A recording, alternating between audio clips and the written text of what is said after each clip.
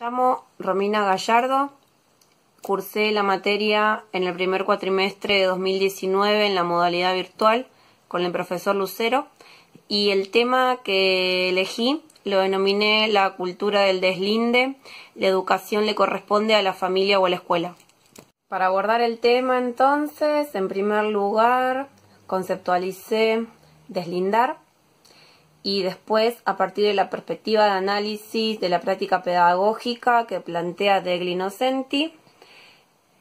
los conceptos de escuela, educación, escolarización, en el primer nivel, junto a las características de los sistemas educativos latinoamericanos que plantea Tenti Fanfani. Luego, para el segundo nivel, la figura del docente, según Gramsci, la noción de el intelectual orgánico y campo y hábitus de Bourdieu. Y para finalizar, la cuestión de la pedagogía como constructo teórico en el tercer nivel que plantea la autora, y la conclusión y el cierre en donde enumero los contenidos trabajados y la relación del tema con los objetivos de la cátedra. Para iniciar entonces el tema, el concepto deslindar, desde la etimología de la palabra, es considerada como la delimitación de un territorio, en este caso la evasión de una responsabilidad, en el sentido de qué responsabilidad poseo en el acto de educar y cuáles son las responsabilidades que los otros o las otras instituciones poseen en este sentido. La autora sostiene en su primer nivel de análisis, el nivel de hecho, que la práctica educativa es anterior a las instituciones de enseñanza, por lo cual se reflexiona posteriormente. Y son los saberes que proporciona el grupo socializador primario los que van a cimentar el acceso posterior a la cultura escolar del niño. En el segundo nivel, la autora ya integra en la escuela y a la práctica escolar en sí misma y nos advierte que la estructuración del sistema educativo se encuentra a favor de la consolidación de los intereses de la clase social dominante. Por ende, la función política es evidente. Hasta aquí podemos definir entonces a la educación, según la autora también, como un movimiento a partir del cual se produce y se reproducen diferentes herramientas a nivel social o individual. Y a la escuela como ese lugar físico en donde los sujetos, a partir de determinados contenidos con esta función política, reciben una cultura diferente a la familiar. La escuela entonces como esta institución encargada de distribuir los contenidos, de nivelar por edades y de adecuar a los ciudadanos a los determinados objetivos que el Estado-Nación posee en determinado momento social, cultural e histórico. El aporte de Tenti Fanfani entonces va a ser el de estos sistemas educativos latinoamericanos que tienen como función primordial convertir la barbarie en civilización. Ante este ejemplo de responsabilidad histórica otorgada a la escuela como lugar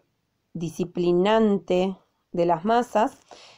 y en un contexto de acumulación capitalista, es entonces que el autor sostiene que el Estado monta una empresa civilizatoria, si se quiere, en cuya base ubica a la escuela y a los docentes como principales actores del cambio, para que los sujetos que ingresan a la cultura escolar asimilen una serie de hábitos y saberes no brindados en su socialización primaria. Alguien los tenía que brindar, sostiene el autor. Entonces, de esta forma, pertenecen a esta ciudadanía de prestigio. ¿Y para qué van a necesitar esos saberes que brindan las familias? Sin embargo, el autor va a defender la idea de que estas prácticas socializantes primarias también educan las diferentes lenguas, las tradiciones, el barrio. Y para poner más peso a la idea del deslinde, entonces, Fanfani va a decir que no se reconoce cuánto de lo no institucional y no formal posee el proceso de socialización. Tanto en Frankenstein Educador como en el texto Conectados y Desconectados, los autores hacen mención a la constitución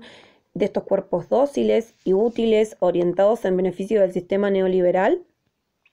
y de las prácticas alienantes que otorgan identidad. En este sentido, entonces, nos podemos preguntar también si estas prácticas condicionan o brindan herramientas de liberación, si se construyen sujetos o solamente cúmulos de saberes. Es importante, entonces, situar también al docente como artífice de todo este aparato institucional que conlleva la escolarización. Podemos utilizar la concepción de Gramsci en tanto el docente es un intelectual orgánico, ya que el autor considera que todos los hombres en sí mismos son intelectuales y que cada uno es un artista a su modo. En cada sujeto va a aparecer una visión explícita del mundo, pero el docente tiene la responsabilidad de luchar por el equilibrio social, según el autor. También tiene la misión de elaborar y dar coherencia a las concepciones y problemas de las masas y hacer que la educación sea artífice del mundo moderno. En cuanto a los contenidos escolares, Gramsci va a sostener que en los primeros años de vida se necesitan ciertos contenidos que van a posibilitar la entrada de los sujetos al mundo, ¿sí? Como por ejemplo el uso correcto del lenguaje y las operaciones aritméticas, por ejemplo. Pero también va a considerar la importancia de la transmisión de las experiencias y patrimonios del pasado en nuestras nuevas generaciones. Considero interesante también pensar desde la noción que nos plantea Bourdieu de campo y de hábitus, al campo entendiéndolo como los espacios de juego históricamente construidos con sus propias instituciones y leyes, y al hábitus como la incorporación de estas reglas y el universo docente se ubica en este lugar privilegiado de transmisor de ciertos contenidos curriculares. Lo podemos observar actualmente en el contexto de pandemia, en donde la escuela se materializa a través de un soporte tecnológico y llega a sus casas, la resistencia de los padres para la transmisión de ciertos contenidos, privilegiando, si se quiere, la figura del docente. En relación a este último punto, entonces, entre las discusiones, entre el choque cultural que se produce cuando se ingresa al sistema y las diferencias que la escuela debe y puede equiparar en pos de estos sectores desfavorecidos, es que surge la pedagogía como una etapa de reflexión en este tercer nivel que plantea la autora, porque es a partir de sus constructos teóricos que se generan las condiciones para comprender mejor las subjetividades y cómo determinados conceptos acerca de la educación, como por ejemplo el tema que yo planteo, el deslinde de las responsabilidades, deben ser pensados sin caer en los extremos. Por ejemplo, Siade Isabelino nos propone un optimismo crítico donde analiza las diferentes relaciones entre la escuela y la sociedad, donde las prácticas de enseñanza deberían recrear prácticas de libertad, de ética y de política, pero sin olvidar tampoco el papel de la escuela como herramienta de legitimación del poder de las clases dominantes. En cuanto a la labor del docente y de la escuela, Degli Innocenti plantea que este proceso de deculturación impacte mínimamente en las clases más vulnerables, y sitúa al docente en esta tarea de desentrañar los contenidos que las clases dominantes resignifican para su beneficio y valorar los simbolismos de las diferentes culturas que los sujetos traen consigo en esta socialización primaria. A modo de conclusión, puedo sostener que debería existir este anclaje entre determinadas culturas y de esta forma lograr un deslinde de las responsabilidades propias entre la cultura familiar y la cultura escolar, en tanto ambas se puedan manejar en un diálogo dialéctico en donde una nutra a la otra y viceversa, donde estas responsabilidades educacionales se compartan, porque en definitiva, y tomando las palabras de Degli Innocenti, la educación no se desgasta y tiene un efecto multiplicador. Y el docente que se sitúa en una posición verticalista en relación a la transmisión de los saberes, en esta concepción no sirve, porque justamente la praxis entre las diferentes culturas es lo que lo retroalimentaría en su práctica.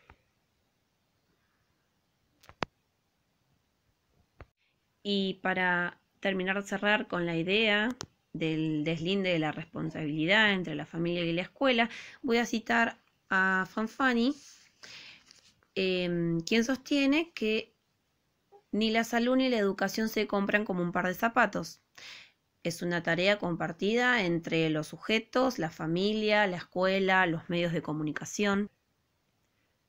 Pero fundamentalmente la educación pasa por la relación familia-escuela, donde ni una ni la otra tienen más importancia. Son necesarias ambas para la constitución de los sujetos. De esta forma doy por concluido el tema que elegí, la cultura del deslinde, y si la obligación de la educación recae en la escuela o en la familia. Creo haber dejado en claro que esta práctica debe ser compartida desde mi punto de vista y de los autores que propone la cátedra. Podría sostener que mi teorización se relaciona con los objetivos de la cátedra de la utilización de vocabulario específico, el análisis de la educación como práctica contextualizada y la resignificación del discurso político de la enseñanza.